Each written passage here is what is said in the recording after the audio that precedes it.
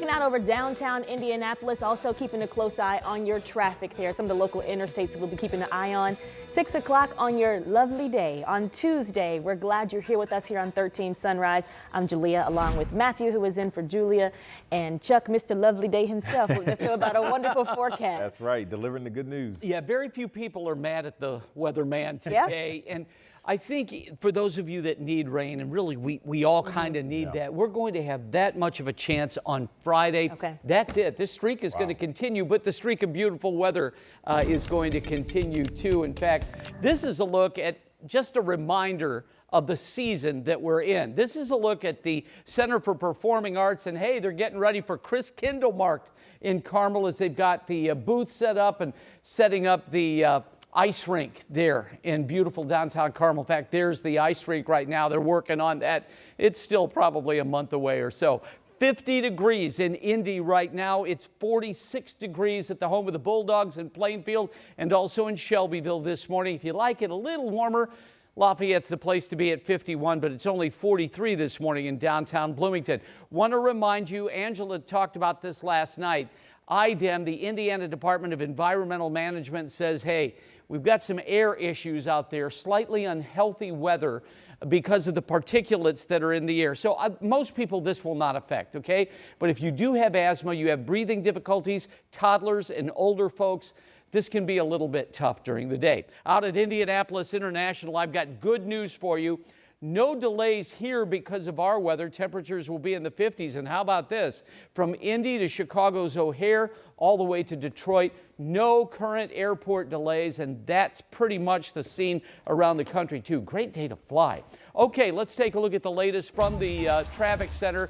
Coming up on 602, and again, I can't say this enough, I-65 southbound closed from West Street to Alabama. We have a number of ramps that you will not be able to enter. When I came in this morning, I noticed actually officers that were parked along that area going onto I-65 from West Street this morning, northbound. So those areas are blocked off this morning. In fact, you can see here, this is the work that's being done on I-65 southbound. So that whole street, northbound's okay, a little bit busy, but again, southbound closed, and we will have much more for you in weather and traffic in a few minutes.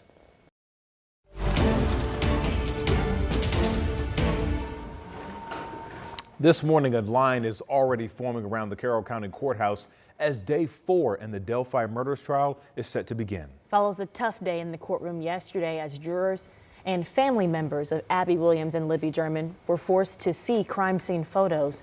Sia New Yorker is here in studio this morning to walk us through what happened in court. Good morning, Sia. Good morning, Julia. Good morning, Matthew. 13 News was in the courtroom as those jurors saw bloody photos from the crime scene of where those girls' bodies were discovered. Now, some of the jurors were visibly shaken, one even putting his hand over his mouth, another one taking slow and deep breaths. Now, Monday, investigators took the stand and described to jurors in detail how they found the girls' bodies using crime scene photos that they gathered that day. Jurors saw a total of 117 photos. Half of them were described as, quote, extremely graphic. The pictures showed the injuries to both of the girls' throats, blood on both of the girls, and officers explaining how they found sticks on and around their bodies. Detectives described the ground around them, saying it was saturated in blood. Now, jurors also got to see a photo of the bullet cartridge that investigators found near Libby. Prosecutors say they tested that unspent bullet casing, and it matches a gun owned by Richard Allen. In court, his attorneys pushed back on how investigators collected that bullet cartridge, questioning how it was handled. There are no photos or videos showing it being removed from the crime scene. Allen's attorneys suggested to the jury there were lapses in the chain of custody to protect the integrity of that evidence. Now, we're told that Abby and Libby's families knew what they would see on Monday. One of Libby's grandparents told our Bob Siegel that they saw those crime scene photos on Saturday to help them prepare for yesterday.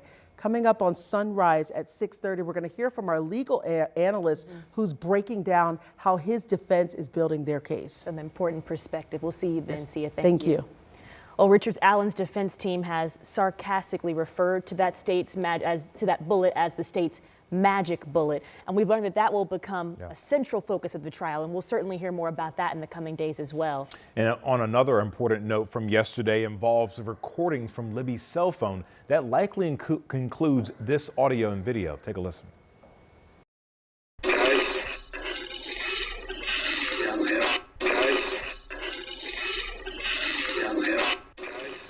Now, the defense wants to set up guidelines about how that video can be shown and what investigators can say about it. They don't want it to be played on a loop, as you just heard just now, and they don't want witnesses to identify the words and sounds on the recordings. Yeah, the defense wrote, quote, "It is up to the jury to determine what words or sounds exist on the recordings."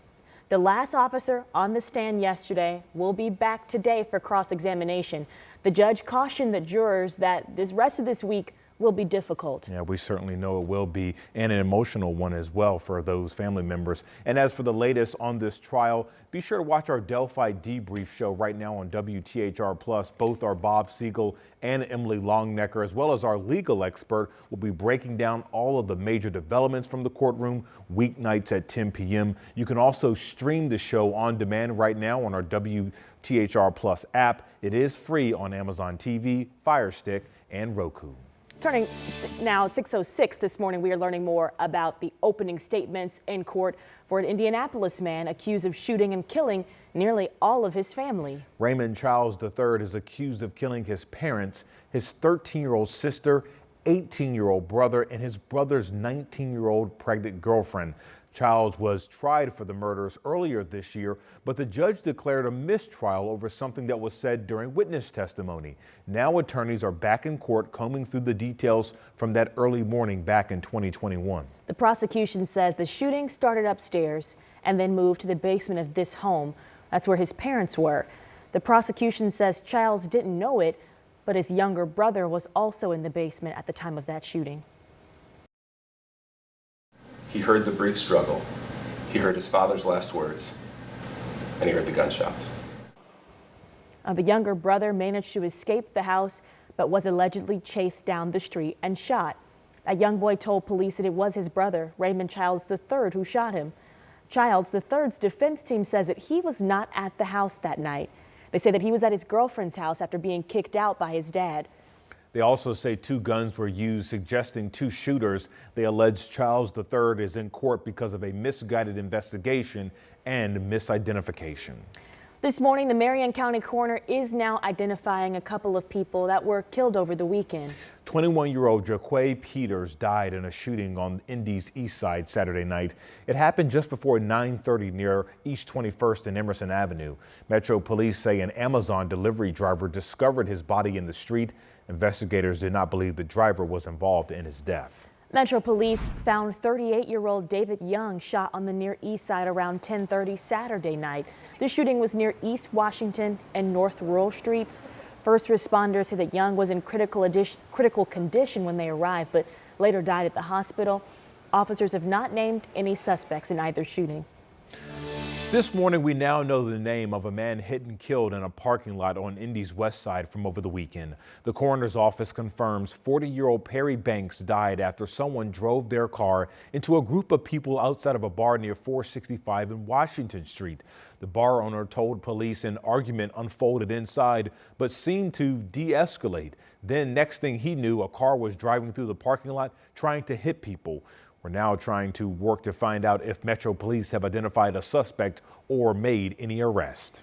Well, a driver accused of hitting and killing a woman in Indianapolis, then leaving the scene, is now facing felony charges. Yeah, court documents show Latresa Hadrick told investigators she didn't realize she had hit a person until nearly 2 weeks after the crash. Police say Hadrick hit 30-year-old Alexandra Leal on September 18th. Leal's boyfriend and her 2 kids were with her that night. It was surveillance video from a nearby business that led investigators to Hadrick's car. She did surrender to police earlier this month. She's now charged with leaving the scene of an accident resulting in death, obstruction, and driving while suspended. Well, 6:09 on Tuesday morning. Right now, there's a national shortage of IV fluids going on at hospitals across the country, and it's got Indiana hospitals on alert.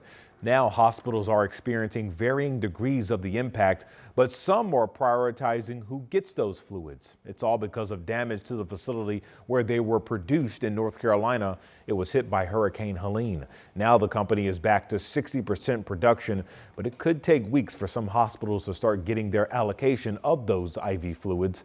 Some Indiana hospitals are now working to conserve what they have.